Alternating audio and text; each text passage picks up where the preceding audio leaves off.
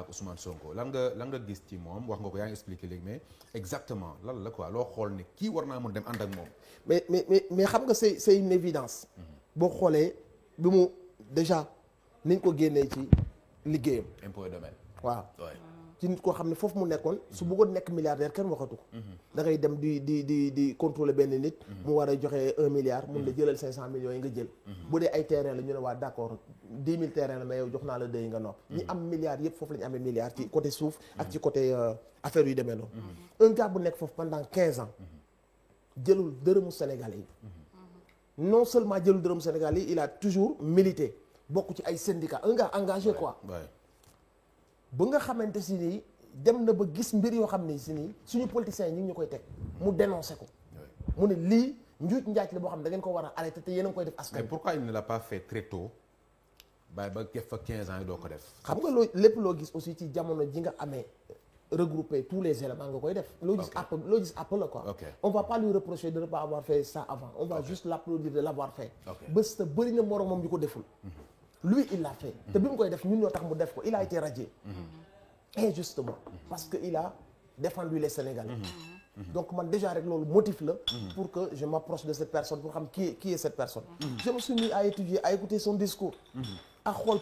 profilam dem lire fii fan la jaar lépp lu ñu wax ci moom ma dem gëstu mais j'ai vu l'incarnation de Thomas Sankara j'ai vu l'incarnation de Patrice Lumumba de Mamadou la continuité de Mamadou Dia et je me suis dit mais ñun musuñu bañ politique te musuñu bañ engagé wu li ñu bañoon mooy def ci wàllu politique luy gaañ suñu askan mais buñ mënee def ci wàllu politique luy jariñ suñu askan ëllëg ñu nangu suñu pétrole moomal ko suñu bopp lépp lu ñu signé mu noonu liy jariñ suñu réew suñu gaz bi ñu yàlla may ñu xool naka la ñuy jariñee milliards yi impôts yi bu ñu ko taxé kenn bañ ko dugal ci poche qu'est-ce que je peux faire pour que loolu noonu jaar ci yoon yi dem ci Sénégal yëpp mais je ne vais plus réfléchir sur ma carrière musicale et autres je vais me dire que cette personne là dafa war a dem toog palais on a besoin pour une fois d'avoir un président boo xamante si ni il va vraiment donner à chaque Sénégalais sa chance et aux Sénégalais de profiter de li leen yàlla may mais est-ce que ñun ñu ngi profiter de li ñu yàlla may nañ dem si hôpitaux yi la réponse elle est là-bas nañu dem si hôpitaux yi la réponse elle est là-bas on a eu des milliers de jeunes yu dee même si on parle de 480 personnes on a eu des milliers de jeunes désespérés tout réew mu am gaz am pétrole am soleil am géej am zircon am lépp on a eu plus de des milliers de jeunes yu dee ci géej gi ndax désespoir koo ci wax damaa bëgg a dimbali sama yaay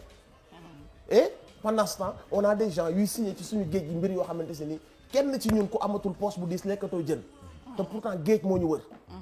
D'accord, Eva. waaw man fi ma bëggoon ñëw est-ce que seulement un discours suffit parce que aussi discours c'est le propre des politiciens on va dire wax macha allah politicien ban nañ ko ba nit bu neexee làmmiñ dañ leen naan làmmiñu politicien la yor wala waxu politicien et Sénégal on a toujours vu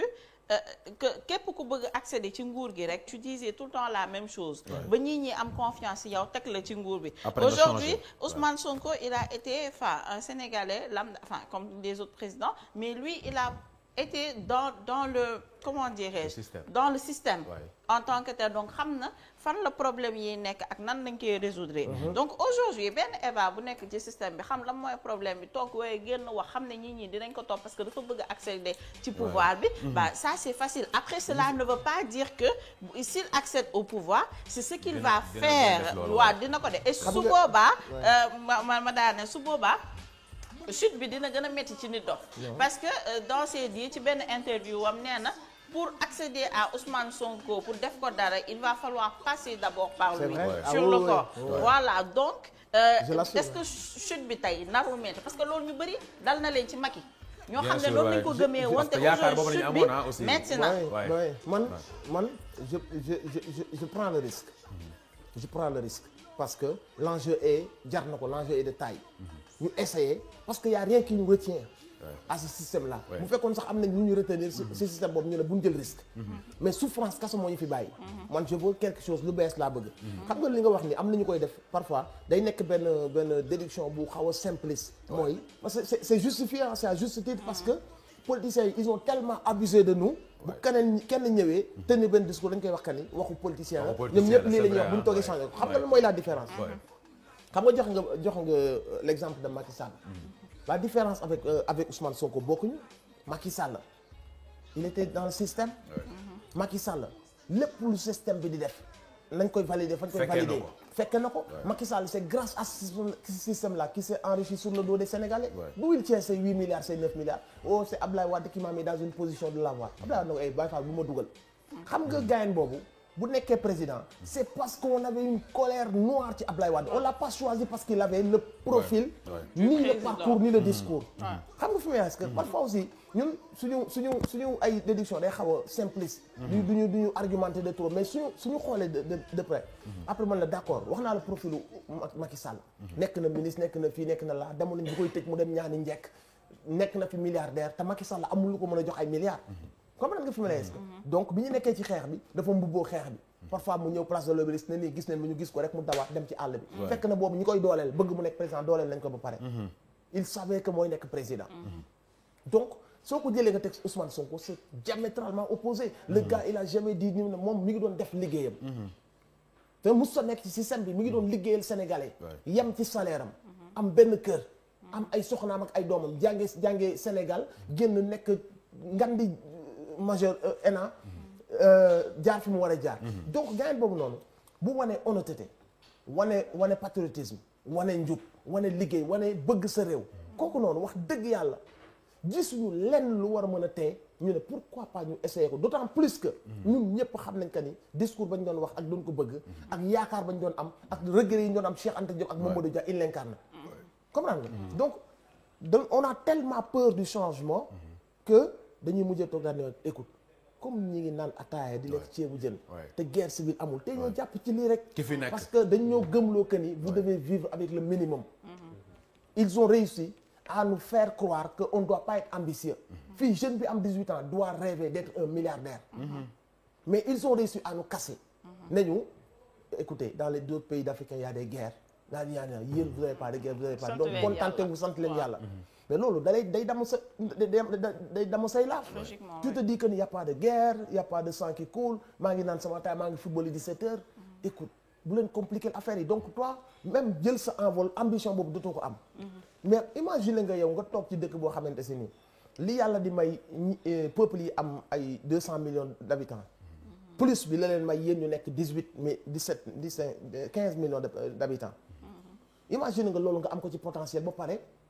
tu te retrouves à vivre avec le minimum tu te dis écoute je me contente du minimum mais c'est pas normal c'est parce que on t'a endormi te instant bi lay endormir yow damm say ambition def la nit boo xamante si ni tu veux pas beaucoup de choses tu veux juste le minimum ñoom seen ay doom ñu ngi Canada ñu ngi Japon ñu ngi Paris ñu ngi pays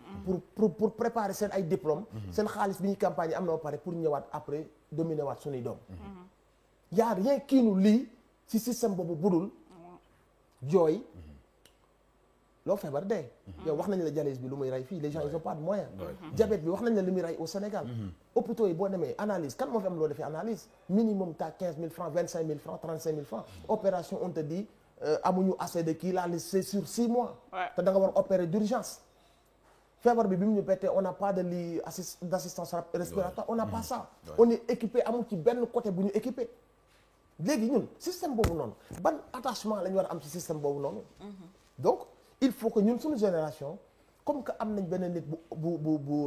bu incarner espoir boobu noonu mais on doit oser ce changement am yaakaar ci moom espoir foog mu am waaw mais nit boobu aussi boobu ba tey dafay dénoncer li nga xam ne moom mooy li nga xam ne mooy problème mu réew bi problème yi nga xam ne yow gis nga ko ku ne gis na ko mais il y a pas encore de solution c'est-à-dire amul benn non sama ataaya est-ce que Yves merci Yves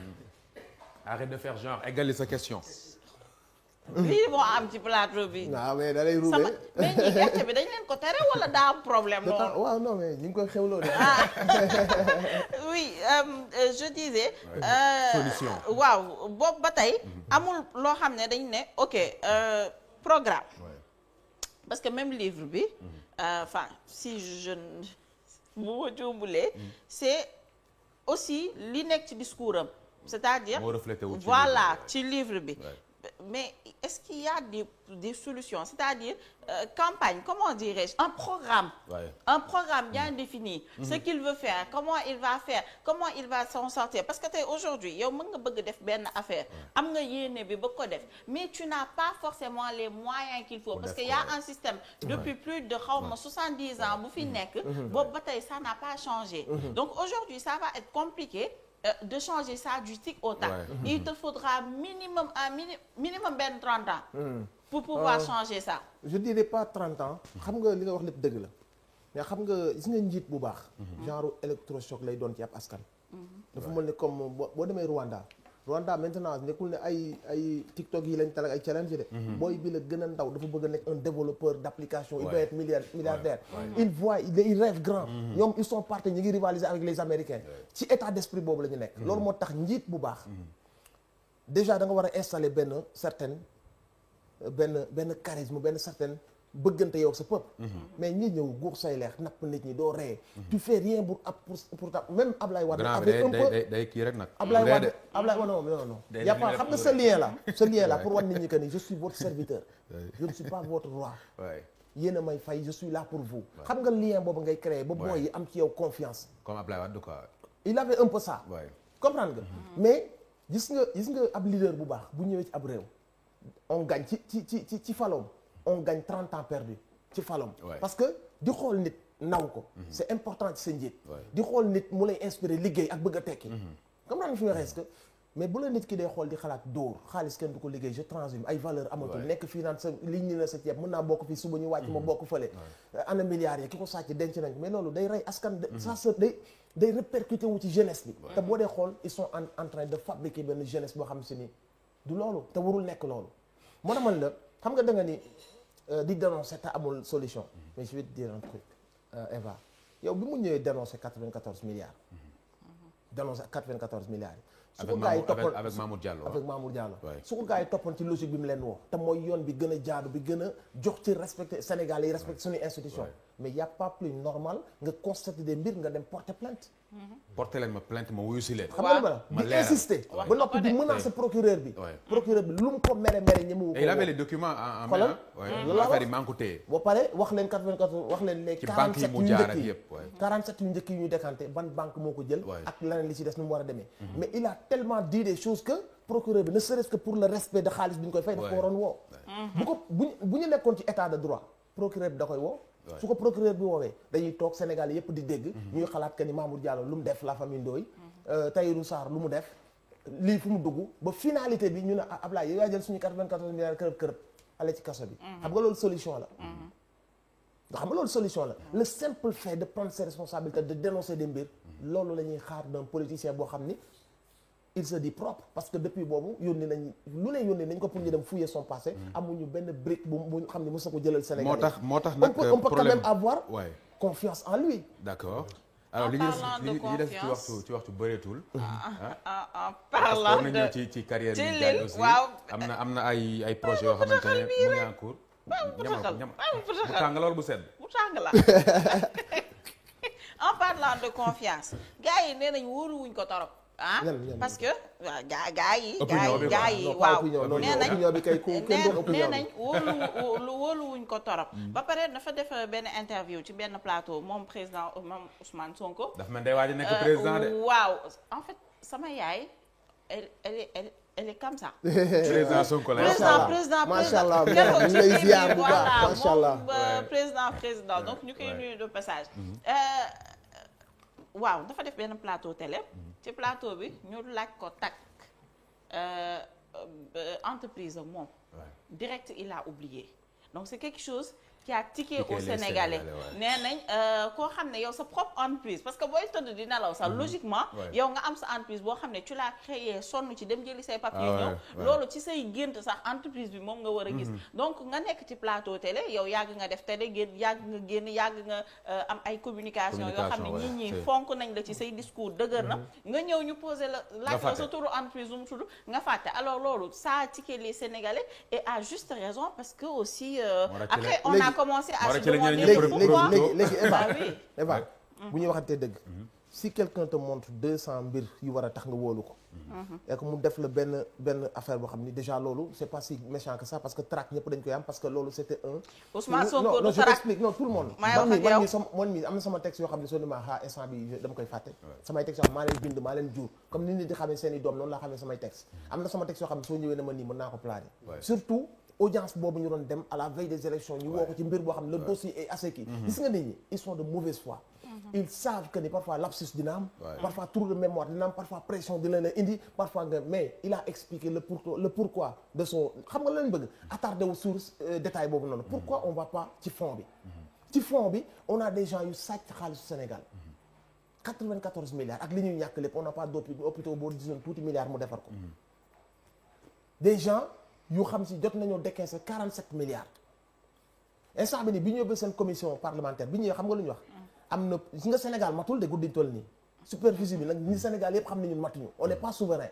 parce que nee nañ am na benn xawma ñaata hectare boo xam ne xamuñu fu mu dugg ñaata hectare parlementaire bi demoon pour taxal ko ba mu demee seet par dañ ni am nañ xawma ñaata hectare yoo xamante si ni mystère xamuñu fu mu dugg am na mbir yoo xamante ni gars yi dégg nañ ko si le fekk woowu ñu Ousmane Sonko ñoom xam nañ te Barthélémy Dias waxoon na leen ko suñu wooyee Ousmane Sonko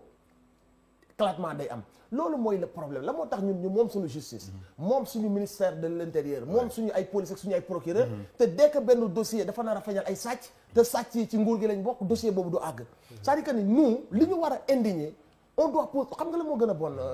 Yves nit ki ne la doo fi réfléchir man li ma bëgg ci loolu ngay dem tëj sa xel mi quoi tëj sa xel mi ndax lan yow daf laa jàppe jaamam parce que dafa sàcc sa benn xaalis te bu ñu ko woowee ci procureur bi ñëpp di déglu carte gi day leer mais à la base xanaa ñun bëgguñu carte gi leer. kon donc suñu réew mi dafa am problème justice daf fi am quoi. non amul justice waxul problème amul justice yow ñaata yoon la UG indi ay mbiram. teg ci dossier bi ñoom ñoo ko wax seen bopp président bi woowu leen. ñaata nit ñoo fi nekk di séddale ay milliards ci dëkk bi. Bougazelli bi ñu jàppoon pour li gën a garaaw. trafiquant de billets il est où. booy yi nga xam ne ay problème mu bouteille ndox lañ am booy yi am problème bouteille ndox booy ghetto yi nga xam si dañoo juum ci ñàkk fayda affaire erreur de jeunesse ils sont en prison pour des années et le gars li gën a mën a suuxal ab économie dañ ko jàpp muy faux billet un député bu nekk ak Macky Sall xam nga nous nos problèmes xam nañ ko d'accord xam nga la moo fi am Eva faire semblant parparloo wala assumer ce que tu as à assumer mais la réalité moom wax dëgg yàlla xam nga dëgg mooy yàlla aussi dëgg day leer mais ci xolu ki nga xam du naafeq d'accord alors naafeq moom dëgg da koy déranger d'accord alors ñu dem ci dernière question bi balaa ñu ñëw ci Lil Diagne li nga xamante ne moom wax na ko sax ci biir discours bi mu tenir bi mu woowee journaliste yi jaar nañu fu ne mais ci lañ may mujjee mooy taxal ma mbirum viol le lendemain gis nañu dëkk bi mel yow gis nañ la def nga sa live am nga loolu dénoncé xam nga wax nga sax ba saaga kaas xam nga jooy sax def nga ko après lan nga yaakaar ne peut-être moo indi loolu noonu parce que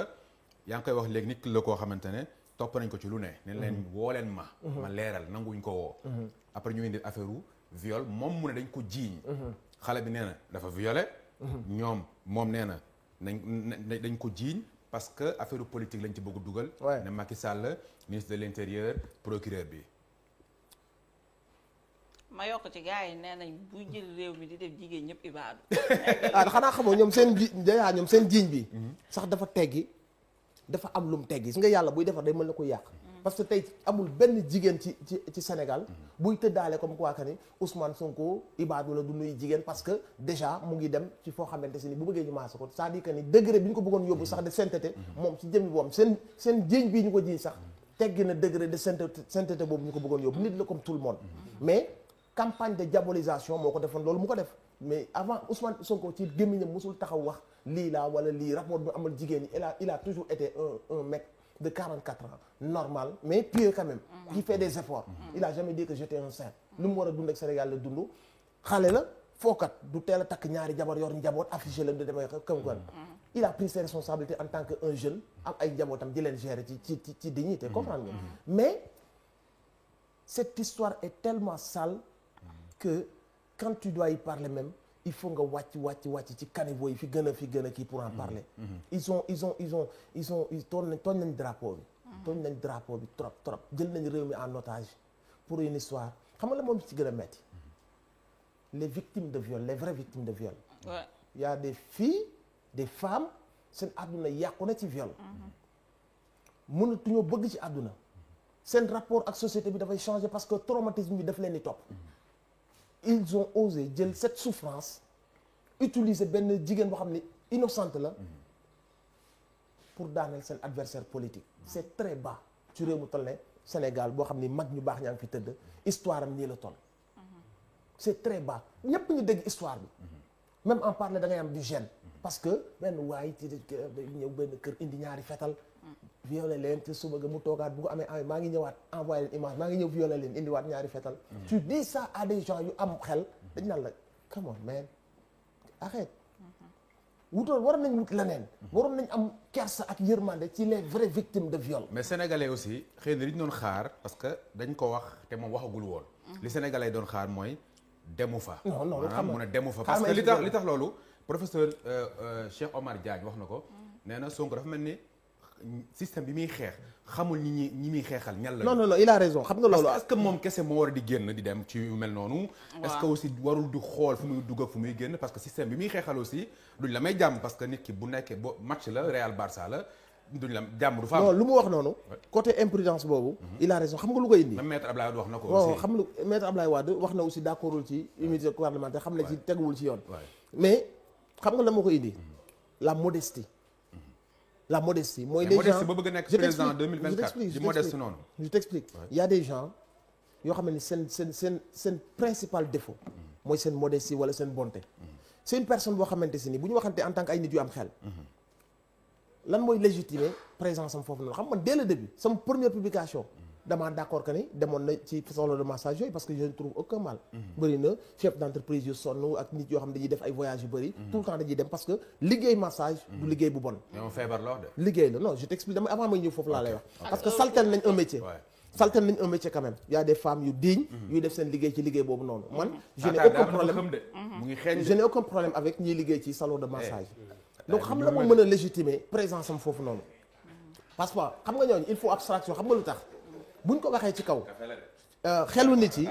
buñ ko waxee ci kaw xelu nit yi day yeewu ci ok d'accord kon c'est normal mu continuer dem ci ay massage am xam nga lu tax